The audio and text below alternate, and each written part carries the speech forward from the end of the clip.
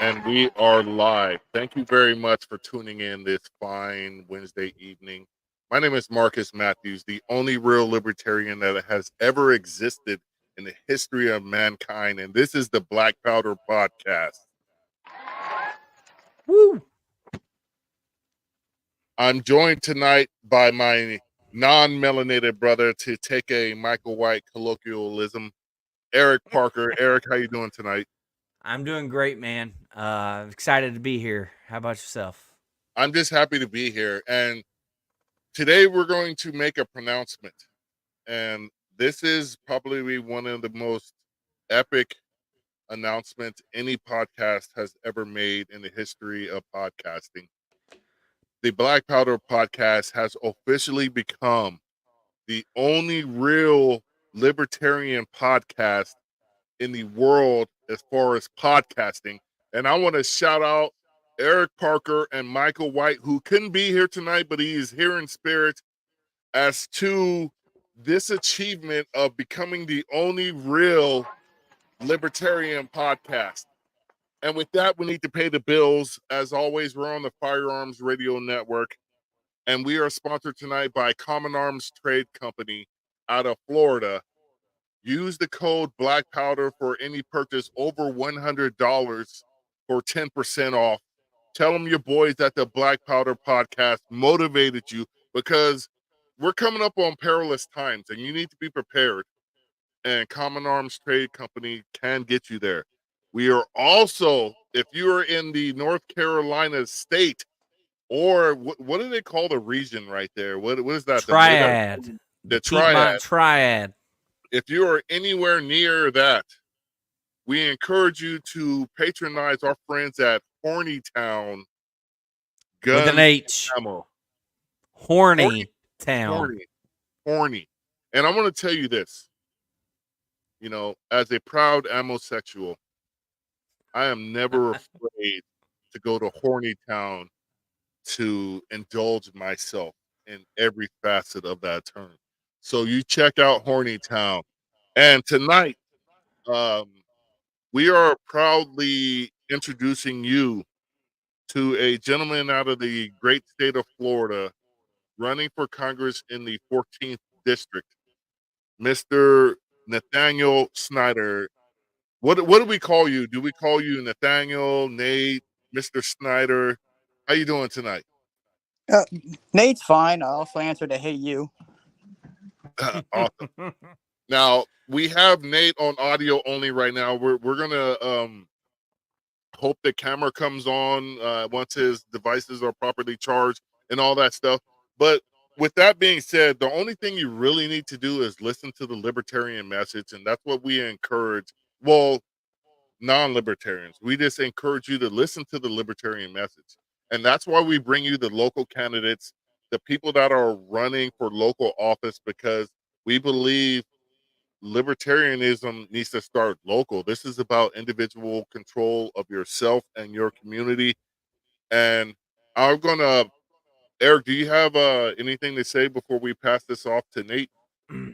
No, I mean, you pretty much covered it. We're excited to be able to have a platform for candidates, local, national, however they can come to help share the message of liberty. To me, whenever I was a local candidate, this podcast, the Black Powder Podcast, was one of the more enjoyable podcasts I was invited on. I just noticed that these guys carried themselves well, and they're all about spreading the message of liberty far and wide. So with that being said, if you don't mind, Marcus, I'll kick it off to Nathaniel with the first question.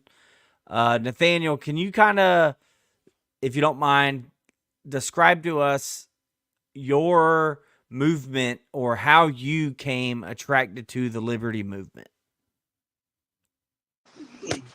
Well, it started with literally being aggravated at the fact that we actually have to have a liberty movement. You know, we have the Constitution, which is designed to limit the amount of powers that the government is supposed to have. And, you know, it should have been set straight and forward. for years I had voted for Republicans, and the hold the nose, lesser of the two evils, and wasn't really even aware of the other parties that existed. I mean, I knew that they were there, but never really paid much attention to it because of the entire message that these are the two major parties are the ones that you're going to that are going to fix everything. And the Republicans have been around for 166 years, Democrats have been around for 196 years, and we're still in the same predicaments that we've been in for that entire era. So I started looking into what different parties are out there, no label parties, and then I ran into the Libertarian Party, and I started reading on their platform, and it, I'm conservative, and this was a conservative platform that I could get behind. And the more I spoke to David Moskrip out in Hillsborough County chapter, the more I realized that this is the party I should have been with the entire time. So Okay. Yeah. That makes me want to ask you a question. Why did you reject the Republican Party? well, Republican Party is supposed to have been the party that was pushing for small government, and over the last, I'll say, I'll give it the last 4 years. Right now, they have not done anything near that. In fact, they've been funding to get the government bigger, and that is one of my biggest pet peeves at the moment with the Republican Party. That and the fact that they can't seem to ever accomplish anything. They never have a message. There's never anything at all with the Republican Party. When they control the House, the Senate, and the presidency, when they did, we gained nothing. So Yeah, I mean, yeah, go ahead. Sorry. I was just saying that's a great point. I mean, and I think a lot of, not all, but a lot of libertarians that are our era, our age, they probably came more from the Republican Party. The Ron Paul era. That was my segue into libertarianism. Ron Paul in 2008, 2012, Rand Paul in 2016. I was a Republican for all of that, but I was a non-active in the political world other than like I would hold signs on the side of the road for Ron Paul. I went to a Ron Paul rally at UNF whenever he came to the CNN debates in Jacksonville. You know what I mean? So I think a lot of people come from that and are hopefully they found a permanent home here in the Libertarian Party. So yeah, I agree. Go ahead. Sorry to interrupt. And I mean, the one thing that I absolutely like about it is the logo is not an elephant or a jackass. We get to be a torch with an eagle, so we That's look right. cool. Okay, so let me ask you this. You're running for Congress in District 14 in Florida. I have no clue where that is. Can you tell the people that are watching where that is and why you are running currently? So District 14 is the Tampa area. It stretches from portions of Manatee County, which is out by Sarasota, and goes all the way out to St. Petersburg, Florida. Um, I'm running. I'm a single father of 3 boys. My oldest is autistic. He's 19 years old. He's mentally about 5 or 6 years old. And over the last 6 years, I've watched our financial security dwindle to just about nothing, to the point where I was skipping meals to make sure that the next paycheck, that my kids had enough, to go get to eat to get to the next paycheck. The utility bills have been skyrocketing through the roof. The cost of living in Tampa has been going through the roof, and I'm watching our representatives advocating harder to fund foreign wars and house immigrants that are coming into here by way of open border. And I'm sitting there realizing that my children aren't going to have much of a future if this doesn't stop. If we don't start coming up with solutions that keep, you know, American citizens taken care of. Our economy is a very resilient economy, and it can bounce back very easily. Mhm. And one of the biggest things that I start to realize is that if we don't get federal government's reach and hands out of our private sector where our jobs are, it's not going to recover. It's not going to get the opportunity. So I woke up one morning and said, I think I need to run for Congress. I need to start advocating and pushing out a message that removes the federal government and starts lifting these regulations so that we can jumpstart this economy and be able to start producing more.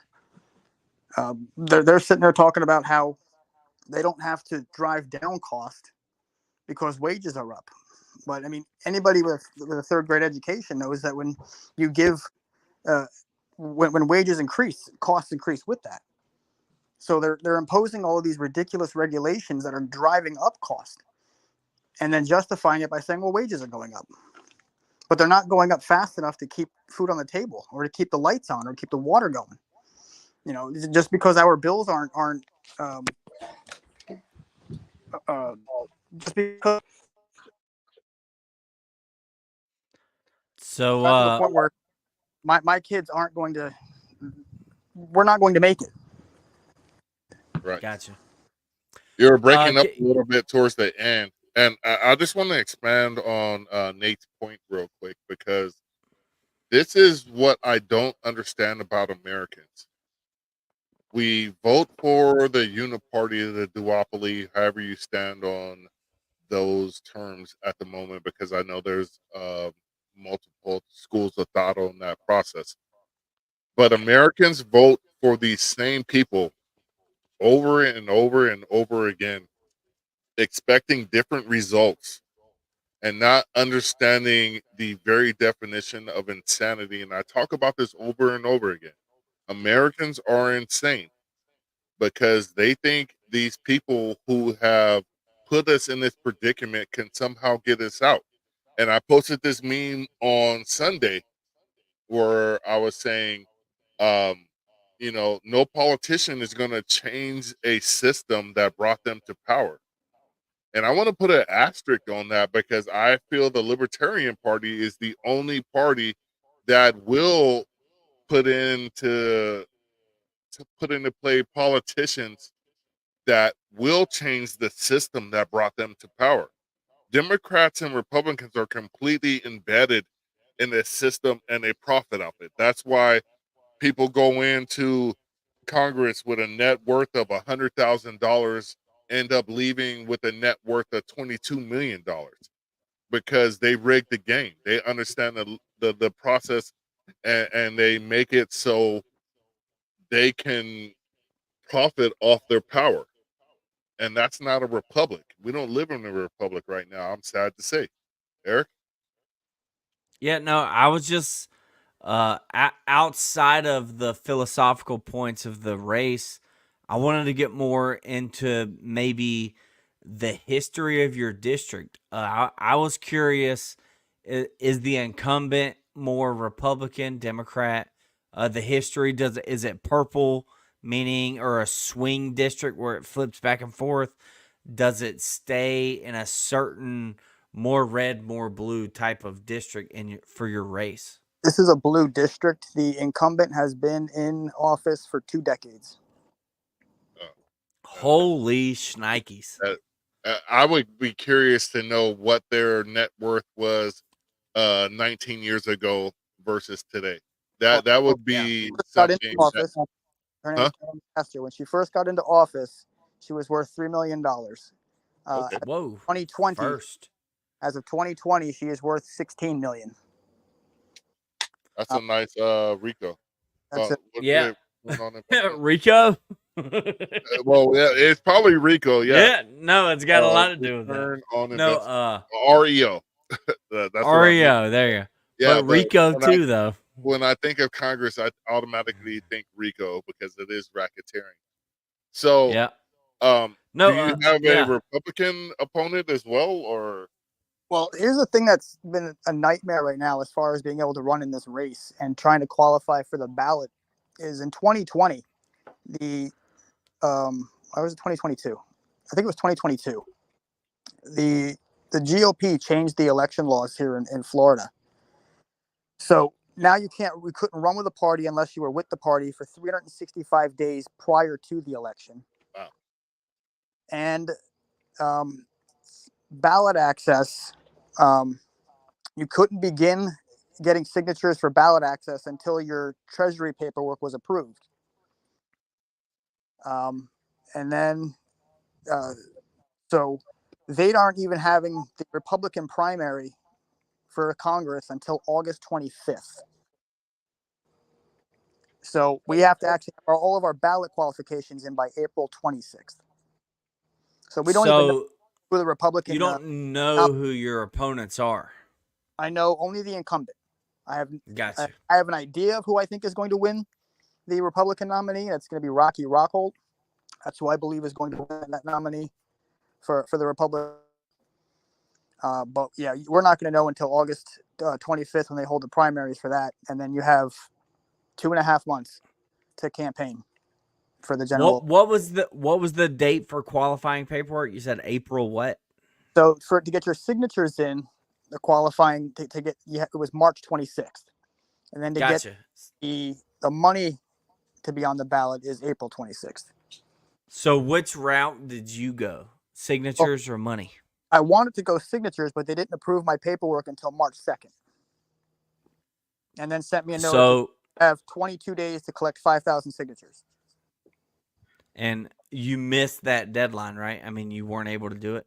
Yeah, I wasn't able to go for the signature because of the 22 days. So you're going the money route. How much was that qualifying fee?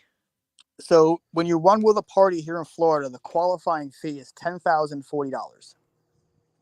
But the Libertarian Party wrote the Secretary of the State out here and said that they're waiving all their assessment fees. Yes, and the Libertarian Party of Florida did that for me for my race in Jacksonville. So shout out to the Libertarian Party of Florida. They're like, most people don't realize that whenever you pay your qualifying fee for the Republican or Democrat Party, a portion of that goes straight to the party. It's not even to the supervisor of elections or whatever. So, and that's not a small amount. I mean, that's about $4,000 that's going to the party. Yeah. So that's where like the Libertarian Party of Florida is like, no, we don't need it. We want to make it easier on our candidates so that we can make sure that they are qualified. How has your fundraising been going? Have you made that money? Are you going to be able to qualify? I'm going to be able to qualify. Okay. Much more left to raise to hit that number. We've been doing very well. We've gotten a lot of support from the Libertarian chapters here in Florida, and some from outside of Florida. So, and that's the one thing that I have absolutely loved about the Libertarian Party is that when it comes to supporting your candidates, I mean, they will go above and beyond to make sure that the message is out. And there are things that I don't always agree with, but unlike the two major parties, since that we all agree on what needs to be done to fix or what needs to be removed to fix it, our nation, we can get to the nitty gritty portions of how, at a later time. We all agree that the federal government's got too much, has given itself far too much power that goes against the Constitution. But, and if we differ on how it's removed or what gets removed, those are things that we can work at the table. So, and that's one of the things that I've absolutely enjoyed about the Libertarian Party. Okay. So, real quick, before we move forward, what is your website? I'm going to add it in the comments section. It is Snyder4FL.com. The number 4? No. It's spelled out. Gotcha. And that's no you, because you may be trying to engage your Anglo-Saxon vernacular. Just FOR. 4. Yeah, there you go. FL.com. Got it. Right. We'll see. Okay. Hopefully, does that work right there? That's it. Okay, so all right, cool. Keep that up there for a little. Yeah, I'll keep it up. I'm the only one on this podcast that hasn't run for office So and far. so far, and I am working with people to see which one would be best suited for me. But what disturbs Dude, me, yeah, school board, local school board. You I work can't. in the I can't for ah one particular reason, but I'm looking at God. city council and something else. At any rate, Gotcha. what disturbs me so much about this is the barriers and the peril that you have to go through in order it when you're not selected by the uniparty to run for office. You have to jump through all these hoops and do all of this stuff. Now in Florida, they recently DeSantis recently signed a bill creating the election police, and they went off on a arresting spree, arresting people who may have voted in elections that were still on felony probation or whatever. Who's paying for those cops to go out there and investigate the people that supposedly voted illegally? Is that's Gonna not be from the taxpayers. I mean, that's not directly from what my guy Nate has to do to raise money and all that stuff. Those fees aren't going towards that. What are those fees going towards? First of all, before we get into the election police, what are those fees that you have to pay the government to do your civic duty? Who eh, who are those fees profiting? Anybody? The state. Bueller? I mean, so I heard a specific stories in Jacksonville whenever I was gathering petitions of people who were prior convicted felons, but I believe Florida was in the process of passing a law like if you pay Yeah, restitution and you do this and you do that, like you get your voting rights back. And I've heard of stories where they did all that. They got a letter, not from the state, but from someone else, and that yeah, said, "Hey, you're good to go." They went and tried to vote, then they got in trouble. Like that's the problem. Is like conflicting messages. Like, yeah. hey, you have the right to vote, and then you get caught up with the election The police bureaucracy saying of government. exactly. Yeah, and A lot of that has to do with a lot of the employees on on government levels aren't properly trained. yeah, Like Yeah. even with dealing with the election commission, when I reached out to them on the phone number just to confirm that with them that they had the information from the Libertarian Party about the assessment fees. The person that answered the phone had no idea, and I got transferred multiple times before eventually I was given to a voicemail that never actually called me back. So Mr. Moscript from the chairman of the Hillsborough chapter was able to finally get in touch with somebody who was able to confirm it with him. But a lot of the government officials, they don't even know what's going on. I mean, some of them don't even know what the laws are, and I think that's a problem. And I think a lot of it is why we need to move, especially with our moving out of it. We know that the private sector operates far more efficiently than the government does. And one of the other fantastic things about the Libertarian Party is that we're all running to take take the power that the government has given the jobs that we're shooting for away. And you're not going to right. see any other party or politician advocate for that. No, at no point ever will government cede power, and that's the problem with people supporting the duopoly because at every aspect, they'll create a crisis and tell you this crisis is an existential threat to your very existence. And if the government doesn't stop this crisis from happening, then you're going to die and you're not going to be able to get your Pizza Hut special with the hot wings and the cinnamon sticks. If the government doesn't step up and shut this shit down before it happens to you. And we saw, we were talking about generations in the pregame, to which, and this is not even a debatable subject, the Generation X is the greatest generation that has ever existed in the history of mankind. We are the Chuck Norris of any generation. And I don't say that lightly, because the fact of the matter is nobody talks shit about Generation X, because we are the ones that will punch you in the jaw, quick, fast, in a hurry. And every Generation X person has knockout power. That's one thing we were all You know born with. what? Uh, I don't know what generation I'm in, but if it ain't X, you're wrong. yeah, I'm just saying. So, um, you know, to Nathan's point, Nathaniel's point, he touches on something, and that's the power that we keep giving government generation after generation. Generation X did it too.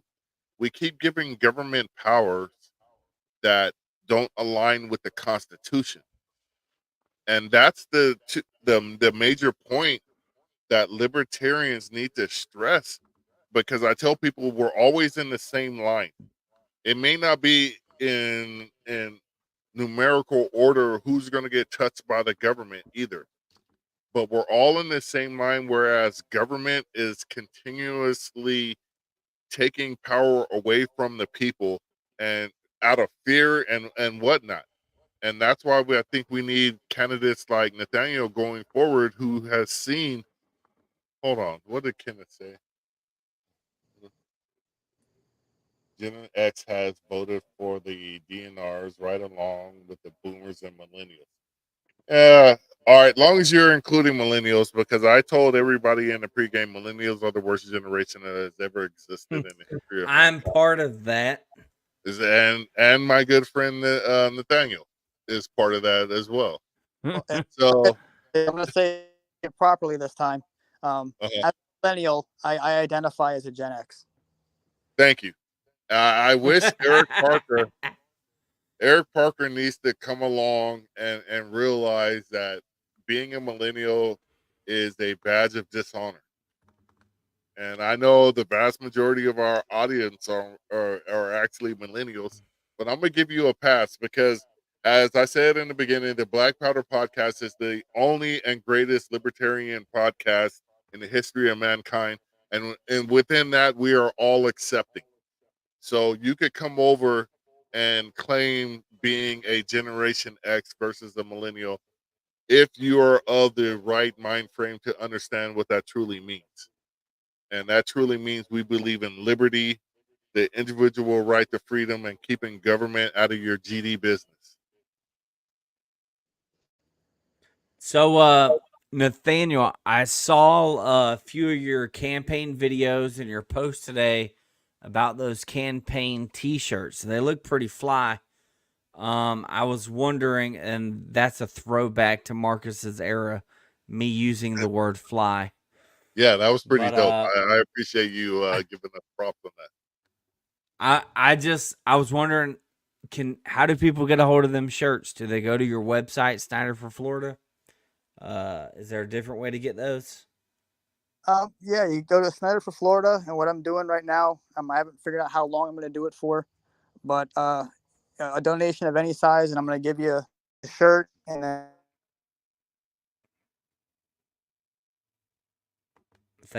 I didn't hear that last part. You can give a shirt and a what? the website, and then a donation of any size will get, and then after about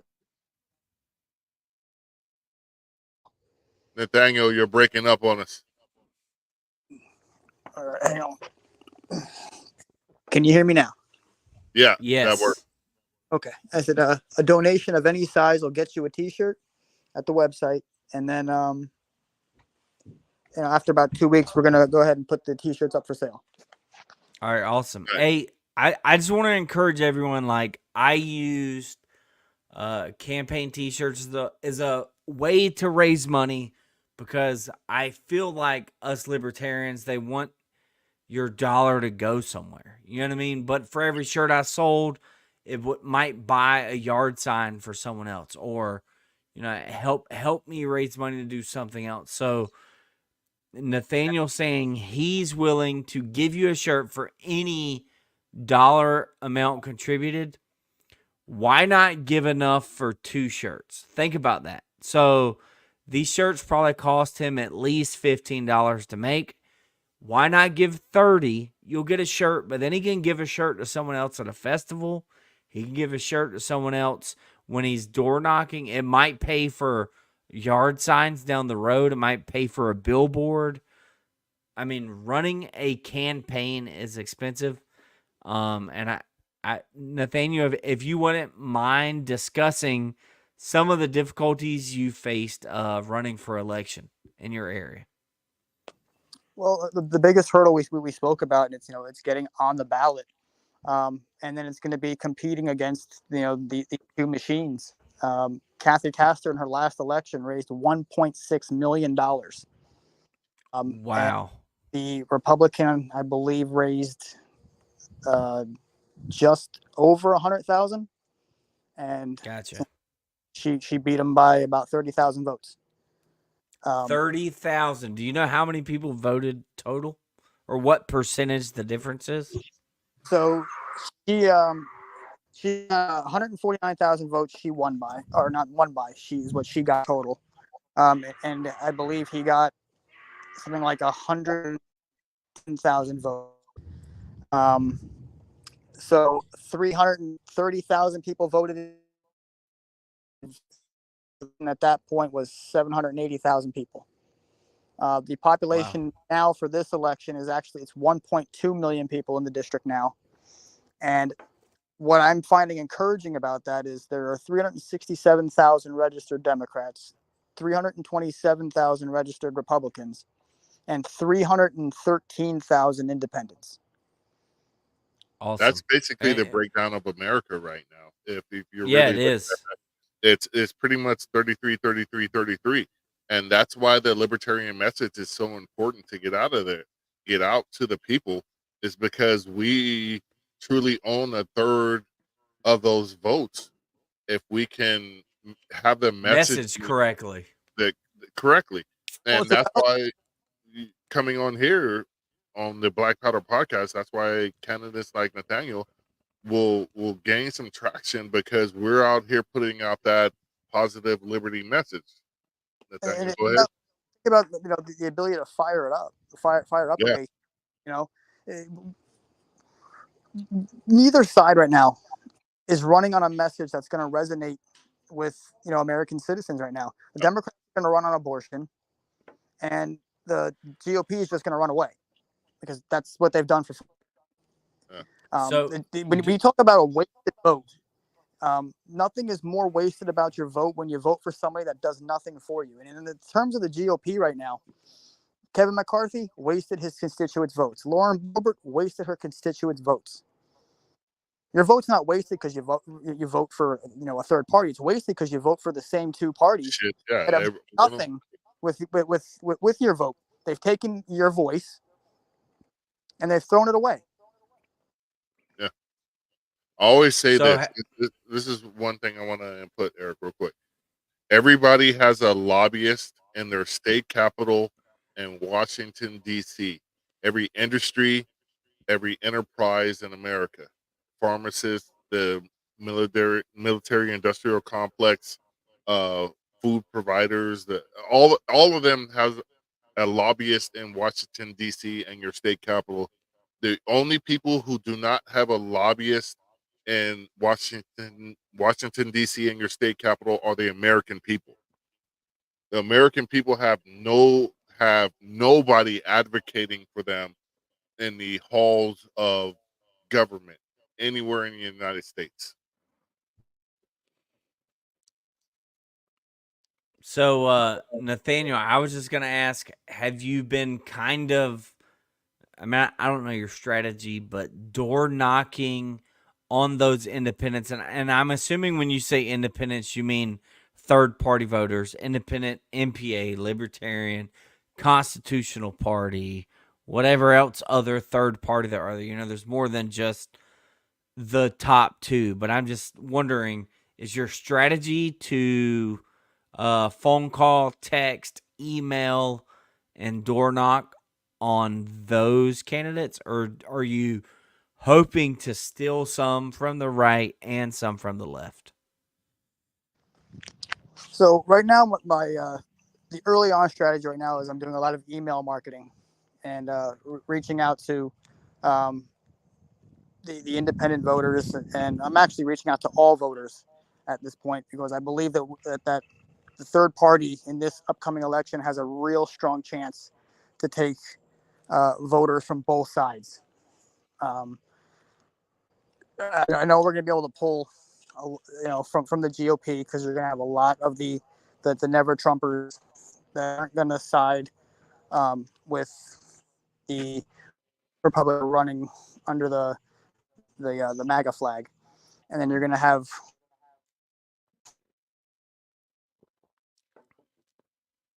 Lost you there. the performance of Biden. And then You're breaking up. Oh boy, is this better? Yeah. Yep. Try that again where you said you're not going to be running under the MAGA flag, essentially. From there, it broke up.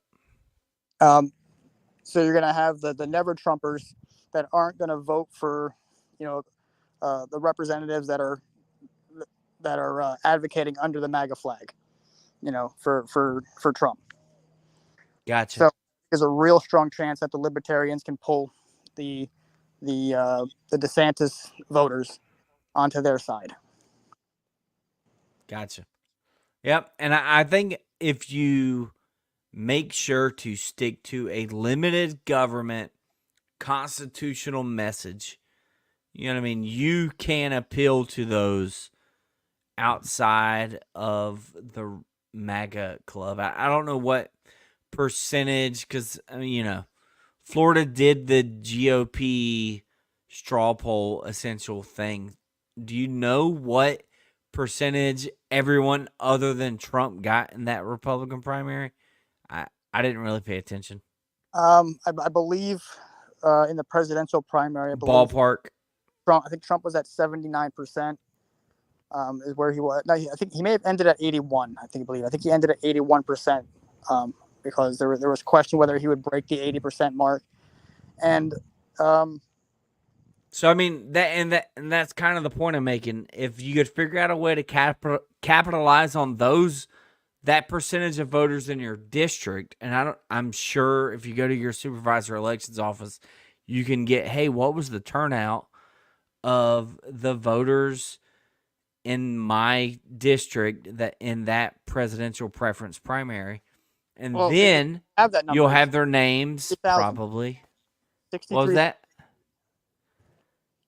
And that's been a running theme right now. Hold up. You're breaking up. What was that number in your district? Say it again. 63,000 voted in this district. Gotcha. Do you know how many didn't vote for Trump?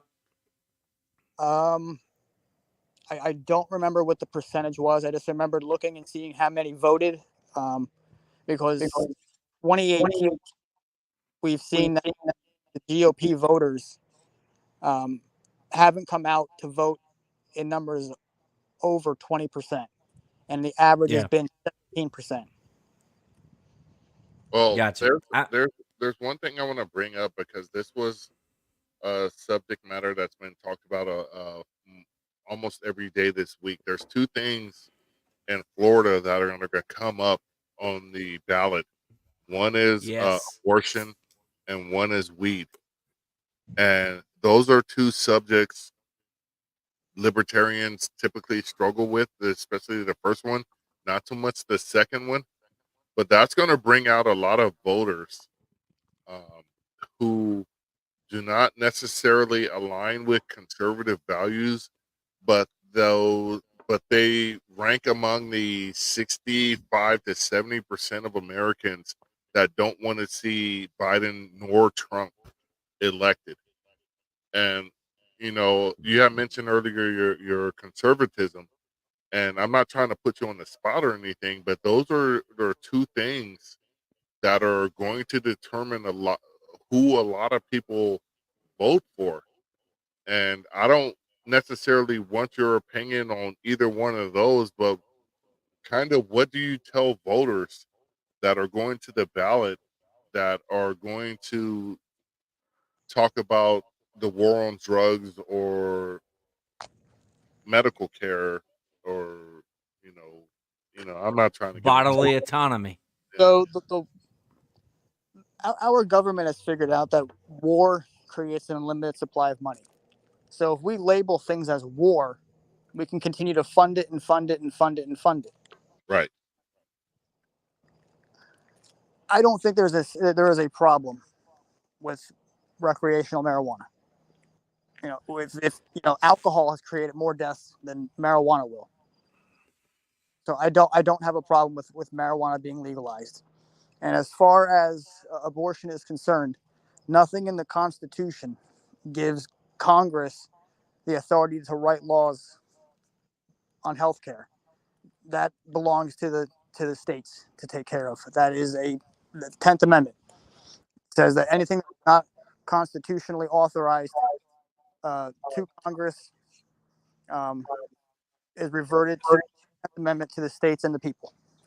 Hmm. So Congress shouldn't even be taking up issues of healthcare. It shouldn't even be writing up laws with regards to abortion. So, I mean, if it was brought up for or against, I would oppose both because it's not the federal government's responsibility to be taking up. I don't disagree, and I see what you're saying. It should be kicked back to the states, but voters that you encounter are not going to see it that way, and they're going to take your opinion on the issue, and they're going to use your opinion to compare you to your likely two opponents. So just keep that in mind. I'm not saying you're wrong. I'm just saying whenever you, that I you know what I mean? I I see don't know where if that Eric's makes going. sense. It's Right. none of the government's damn business where you stand Yeah. on either one of those. And I Exactly. understand the states' rights argument, but there is historically states' rights have not always been um, equitable. Like, Hey, for and instance, I just want to be clear here. States don't have rights. They have powers. government Individuals doesn't have have any rights. rights. If we're really going to talk about government, does not have rights. The government does not have the right to fuck with you. You have the right to destroy the government. That's the way it should be. The ultimate And the liberty. Declaration of Independence, brother. Yeah, and I hate when people say, "Oh, the state has the right to do this," or the government says we have the right. You don't have shit, bro. Stop. This is the republic of, for, and by the people. Yeah, You us know, And individuals have they don't rights. have the right to decide what happens with your none, or your health care. The none. government. Exactly. Uh,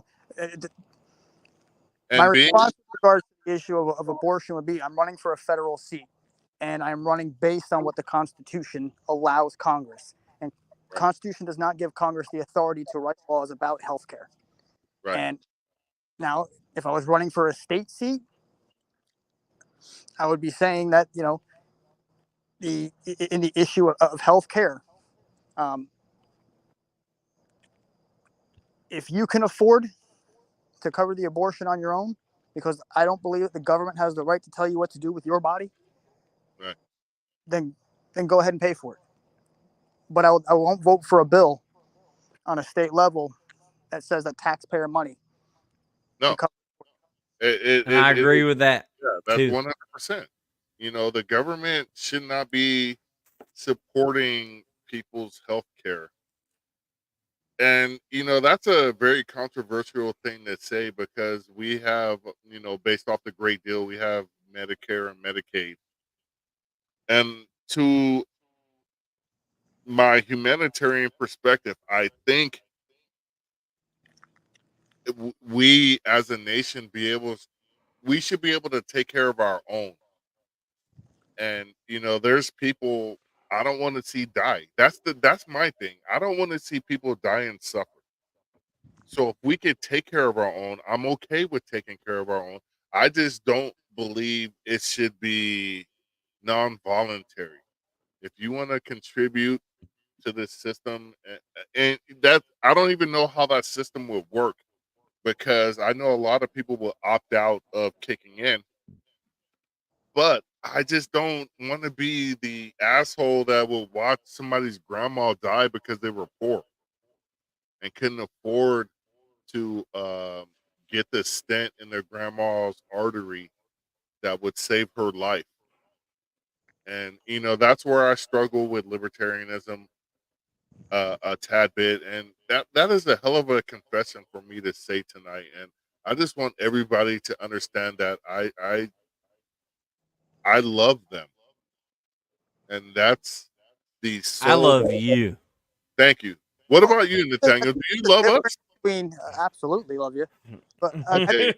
difference between health care and Yeah. telling you can and can't do with your body. That's why we have social service programs to help those that are struggling financially with their health care and being able to get proper health care. Getting health care is not telling you what you can and can't do with your body. It's helping you maintain your body, Right. Yeah. All right, so and that's part of what the Constitution, grants Congress is, to collect taxes for your welfare. all right, Marcus, if you don't mind me, if you had a point, go ahead and make it, and I'm gonna go into some questions here. Okay. I don't have a point, but I All just right, want cool. to say that. Well, I have a technically I have a point because this is a knife and it comes to Send it. but no, go ahead, Eric. No, I was just gonna say, Nathaniel, what are some of the biggest issues you see in Congress right now? Give me your top three, your pillars, your platform. Will you go ahead and hit that for us? Fiscal irresponsibility is a huge problem right now with Congress.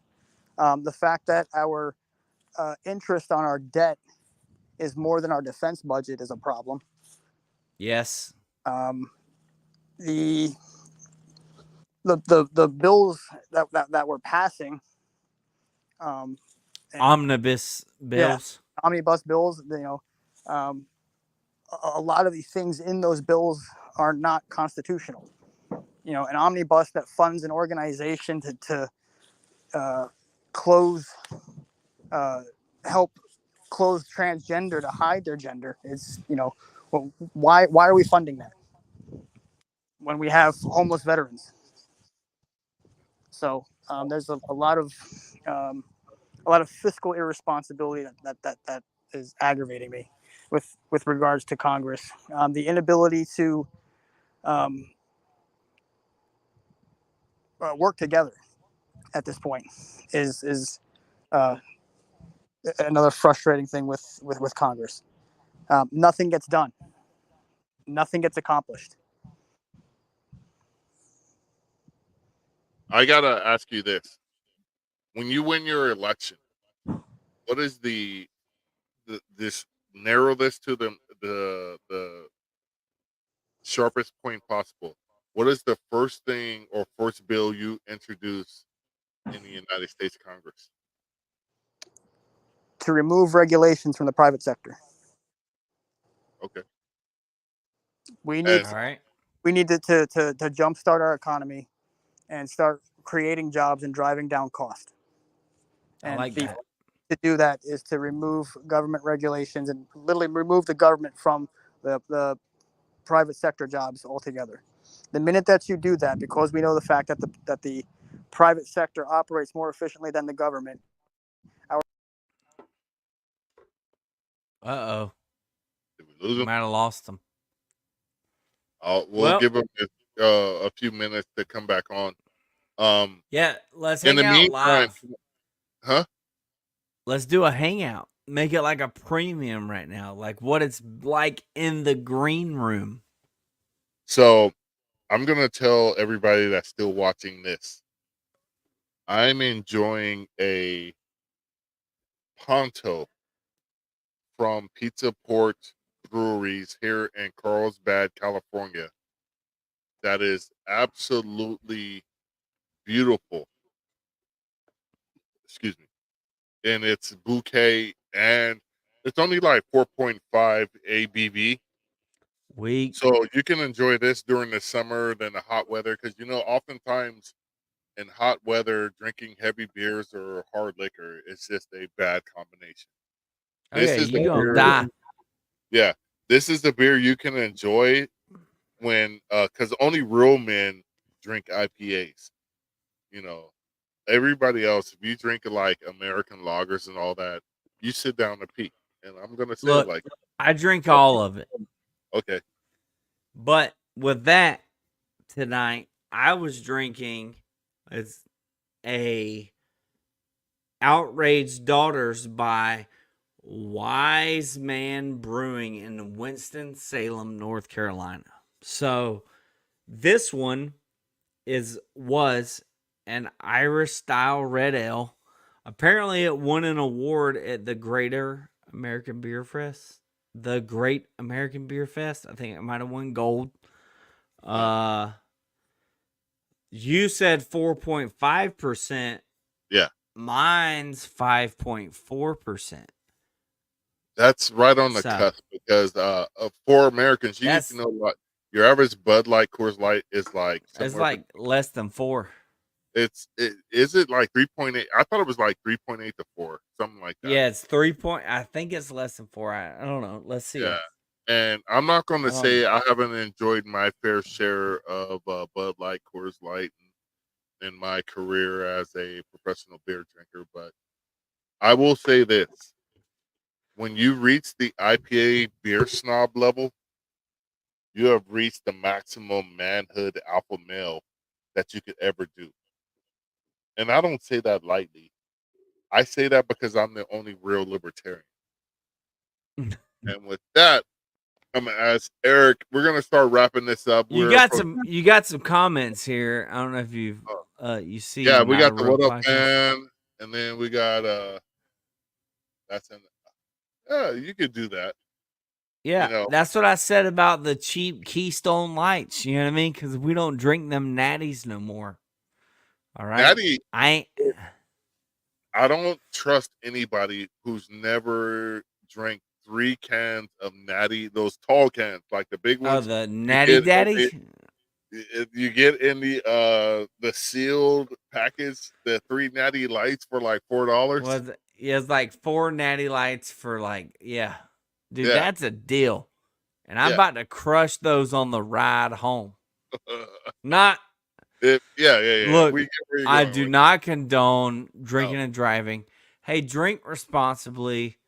If we currently don't have any craft beer sponsors, but if we're gonna you're get looking to sponsor this podcast, yeah. reach out. Because look, I'm rocking a Paddle South that's from High Point.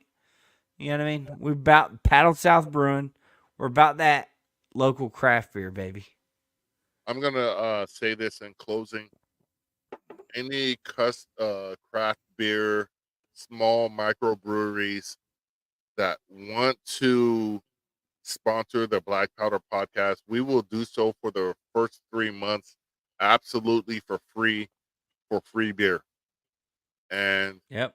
I After don't, that, I you don't got to come correct. yeah. After that, come on, bro. So our final comment of the night. Well, we might got one. We might have one. Nobody was like a quarter can. Natty. Yeah. Natty was like, Uh, my guy Kenneth, stay up, brother. oh. Oh, okay. So tell him to hit us up, because, we'll sit here and sip his beer and give our libertarian opinions as they come. So yeah, let us know. Yeah. He might have to mail it all over the United States, but We're not going to talk about the process. Scotty's Beer Works. Shout out to Scotty's Beer Works. I like the German pronunciation on that. That's pretty cool. Because, Yep. hey, I need somebody to link up with me on this point. I make great brisket. I am one of the top smokers on the West Coast. Look, I'll throw your stuff under the bus. I don't give a shit about some old Florida shit. The only thing you guys can make good in Florida is grouper and alligator, fried alligator. Stop with that bullshit, dude. You just moved to North Carolina. North Carolina. I throw down on the smoke, dude. I was throwing down on the smoker beforehand. Yeah, Go we could check battle the on thread. that shit too. But in closing, thank you all for watching, listening, whatever you did tonight. This has been the Black Powder Podcast. Eric, do you have any closing words to the people? Yeah, man. Y'all make sure to go check out Nathaniel Snyder. Sorry, his connection failed tonight. He must be in the swamps of Florida, and he lost connection. But I think he's running that's a big campaign. If you look up the 14th district, it is literally all the way around the west side of Tampa Bay. So that's a important campaign for us to have the Libertarian message running in. Please go back to, I don't know if you could put his link back up on the screen real quick. Give me a second. I posted it, so if it helps you find it. Sometimes take credit for every effing thing we do, bro. I mean, look, man, I'm just saying, put it on the screen. Damn. It's not coming up. Here we go. It's comment. All right. Look, Snyder from Florida. Go throw a couple dollars at our guy. You know what I mean? Everybody watching this, you got $20 in your pocket. I know what it's like to run a campaign. It's tough.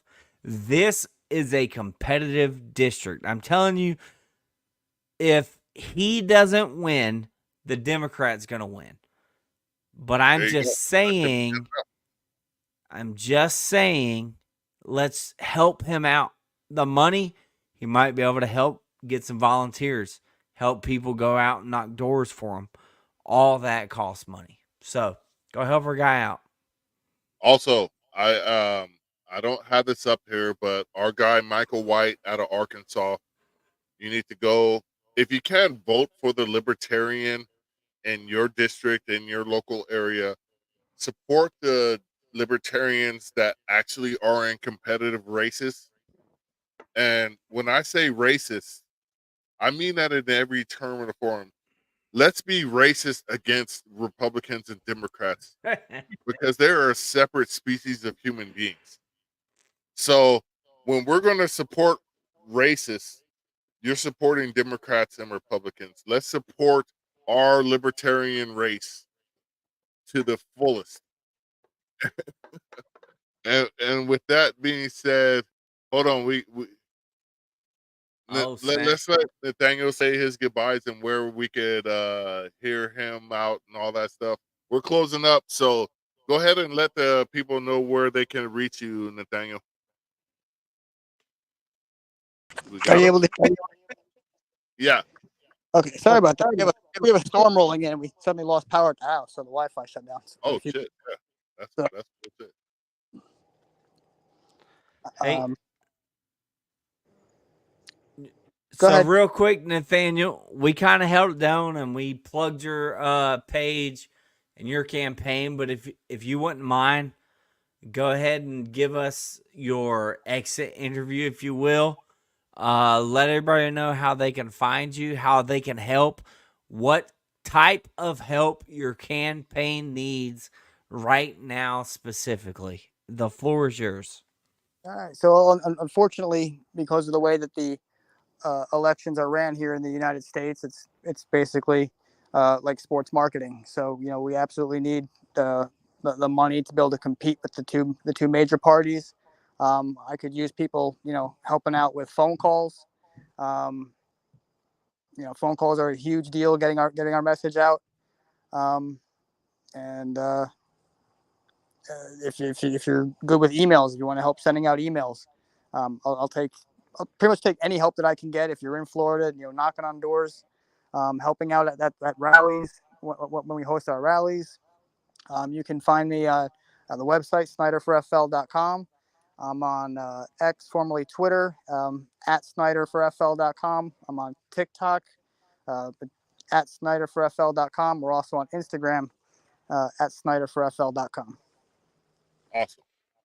So Awesome. you heard it here first. Probably not first, but you heard it here on the only real libertarian podcast in the history of the world, the history of the United States. We are the founding fathers of Libertarian Podcast. Thank you very much, Nathaniel Snyder. You see where to get in touch with him. Well, you heard where to get in touch with him. And we ask you, if you can't vote for Nathaniel or you can't vote for Michael White, please donate so somebody who can will see the message. Yeah. And with that, $20 goes a long way. a long way. And with that, as we always say as we end this podcast, live free or die. Or die. And here comes the longest pause. Thank you, Nathaniel, for coming on. We really appreciate you, brother.